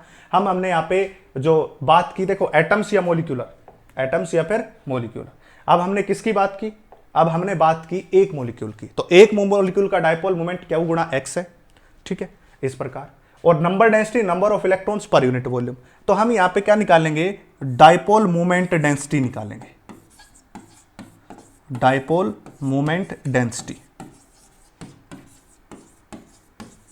मतलब डायपोल मोमेंट पर यूनिट वॉल्यूम, यही तो होती है। तो यहां पे क्या लिखेंगे, that is an Q x, इसके बराबर हो जाएगा। ध्यान से समझिए, एन क्यू एक्स को क्या लिखेंगे, number of electrons divided by में वॉल्यूम। मान लिया नंबर ऑफ इलेक्ट्रॉन्स को मैं एन से डिवाइड कर दूं, इसको वी से, तो ये क्या बनेगा, एन इंटू क्यू इंटू में X divided by V. N Q X तो क्या हो गया, जितने भी मॉलिक्यूल है सभी का डायपोल मोमेंट, और बटे में वॉल्यूम कर दिया तो क्या बन गया, डायपोल मोमेंट डेंसिटी। याद रखना, किसी के बटे में ऐसा वर्ड जुड़ा मिले ना, डायपोल मोमेंट डेंसिटी, उसी के बटे वॉल्यूम आ जाता है इलेक्ट्रोस्टैटिक्स के अंदर, इलेक्ट्रोमैग्नेटिक थ्योरी में। कोई कहे energy density, energy by volume. कोई कहे मैग्नेटिक एनर्जी डेंसिटी, तो मैग्नेटिक एनर्जी डिवाइडेड बाय में वॉल्यूम। कोई कहे इलेक्ट्रिकल एनर्जी डेंसिटी, तो इलेक्ट्रिकल एनर्जी बाय वॉल्यूम। इसी प्रकार यहां पे डायपोल मोमेंट डेंसिटी, तो डायपोल मोमेंट बाय वॉल्यूम। एक मॉलिक्यूल का डायपोल मोमेंट था Q गुणा एक्स, चार्ज गुणा डिस्टेंस आपको पता है। सारे मॉलिक्यूल का होगा NQX इतना, और बटे में वॉल्यूम कर दिया तो वो डेंसिटी बन गई, दैट इज NQX/V। और हमें पता है N/V को हम क्या लिखते हैं, कैपिटल N से। इसको आप ब्रैकेट में नोट कर लें ताकि आपको समझ आ जाए। मैं इसको साफ कर रहा हूं, या क्या, इस डायपोल मोमेंट डेंसिटी को ही मैं यहां से P से लिखूंगा और यह हो जाएगा दैट इज N इंटू में Q इंटू में X के बराबर। इस प्रकार that is dipole moment density, और इसी का दूसरा नाम होता है इलेक्ट्रिक पोलराइजेशन। इलेक्ट्रिक पोलराइजेशन, इसी का दूसरा नाम होता है इलेक्ट्रिक पोलराइजेशन। ठीक है भाई, ये सारी बातें याद रखें। इसी का दूसरा नाम क्या लिखते हैं हम, इलेक्ट्रिक पोलराइजेशन कहते हैं, या डायपोल मोमेंट डेंसिटी। ये तो जनरली हमने बात की थी पोलराइजेबिलिटी एक्सप्लेन करने के लिए, उसको बताने के लिए। इसके बाद जो आपने आगे जो बात की है वो आपकी यहां पे बात आ गई है एक मॉलिक्यूल का, और टोटल डायपोल मोमेंट कितना होगा वो निकालना सिखा रहा हूं मैं बस, जस्ट, और कुछ भी नहीं है। अब यहां पे एक टर्म और यहां पे इंट्रोड्यूस करेंगे हम, ससेप्टिबिलिटी। ससेप्टिबिलिटी, इसकी स्पेलिंग देख लेना भाई, ससेप्टिबिलिटी की क्या आएगी, और इसको डिनोट किया जाता है काई से। ये सिंबल होता है काई का, ठीक है, ससेप्टिबिलिटी। काई, काई ई मतलब इलेक्ट्रिकल ससेप्टिबिलिटी। ससेप्टिबिलिटी बताता है कि कोई सब्सटेंस कितना इजीली पोलराइज होगा। जितनी ज्यादा ससेप्टिबिलिटी की वैल्यू उतना ही वो इजीली पोलराइज हो जाएगा, यानी कि it tells about how easily a substance get polarise, get polarise, कितनी आसानी से कोई भी सब्सटेंस पोलराइज हो जाएगा, इसकी जो इंफॉर्मेशन देता है उसी को हम क्या कहते हैं, ससेप्टिबिलिटी। अगर ससेप्टिबिलिटी की वैल्यू हाई तो पोलराइजेशन भी हाई होगा और इजीली होगा। याद रखना, जितनी ज्यादा ससेप्टिबिलिटी की वैल्यू होती है उतनी ही आसानी से पोलराइजेशन होता है और ज्यादा होता है। यानी कि अगर कोई सब्सटेंस आपको दे दिया जाए और कह दे कि इसकी ससेप्टिबिलिटी बहुत हाई है, तो समझ जाना उसका पोलराइजेशन भी आसानी से होगा और इजीली होगा, सारी बातें इजीली हो जाएगी। ये बात, अगर आप काई की वैक्यूम के लिए बात करते हो, इस ससेप्टिबिलिटी को, इलेक्ट्रिकल ससेप्टिबिलिटी को वैक्यूम के लिए बोलते हो, तो इसकी वैक्यूम के लिए वैल्यू 0 होती है। याद रखना, एग्जाम में एमसीक्यू के रूप में क्वेश्चन पूछा जाता है कि जो वैक्यूम होता है उसके लिए जो ससेप्टिबिलिटी होती है वो किसके बराबर होती है, 0 के बराबर होती है वैक्यूम के लिए। ठीक है, ये छोटी छोटी बातें हैं। अब देखिए यहां पे जरा, ये हमने कोई डाइलेक्ट्रिक्स रख दिया भाई, ये पॉजिटिव पॉजिटिव पॉजिटिव, यहां पे नेगेटिव, इसके कारण यहां नेगेटिव चार्ज आएगा, इसके कारण पॉजिटिव आएगा। अब ये कंडक्टर नहीं रख रहा हूं मैं, कभी कंडक्टर सोचो, कंडक्टर के अंदर तो फील्ड 0 होता है, हमने यहां पे डाइलेक्ट्रिक्स को रखा है, यहां पे लिख देता हूं मैं डाइलेक्ट्रिक्स। एक फील्ड बन गया इस तरफ जिसको क्या बोला E0, और एक फील्ड बन गया इस तरफ जिसको क्या बोला EP, इस प्रकार से। तो नेट फील्ड की बात करोगे तो ये किसके बराबर हो जाएगा, दैट इज E0 में से किसको माइनस कर दो, EP को। ठीक है, अब that is E is equal to में E0 minus sigma divided by में एप्सिलॉन नॉट। ये आपको पता होगा, चूंकि मीडियम है, अंदर मीडियम है, जो P है वो मीडियम है, इसलिए एप्सिलॉन नॉट ना आकर के क्या आ जाएगा, एप्सिलॉन आ जाएगा। एप्सिलॉन नॉट ना आकर के क्या आ जाएगा, एप्सिलॉन आ जाएगा। और जो ये पोलराइजेशन होता है ना बच्चे, जो पोलराइजेशन, इसी को हम क्या कहते हैं, सिग्मा कहते हैं, सिग्मा। इसी पोलराइजेशन को, इंड्यूस्ड डायपोल मोमेंट को ही क्या कहा जाता है, सिग्मा कहा जाता है। जो इंड्यूस्ड डायपोल मोमेंट आया था आपका, इंड्यूस्ड डायपोल मोमेंट आया था, इससे पीछे ये रहा इंड्यूस्ड डायपोल मोमेंट है भैया। कब इंड्यूस्ड हुआ, इलेक्ट्रिक फील्ड लगाने के बाद, इसलिए इसको हम क्या कहेंगे, इंड्यूस्ड डायपोल मोमेंट। और इसी इंड्यूस्ड डायपोल मोमेंट को ही सिग्मा के बराबर भी लिखते हैं, याद रखना, दैट इज सिग्मा इंड्यूस्ड। इसका दूसरा नाम क्या होता है, सिग्मा इंड्यूस्ड, इसका दूसरा नाम होता है। इस बात को याद रखना, दैट इज सिग्मा इंड्यूस्ड। ठीक है, अगर मैं इसको प्रूव करना चाहूं सिग्मा इंड्यूस्ड को, तो कुछ इस तरह से मैं प्रूव भी कर सकता हूं आपके सामने।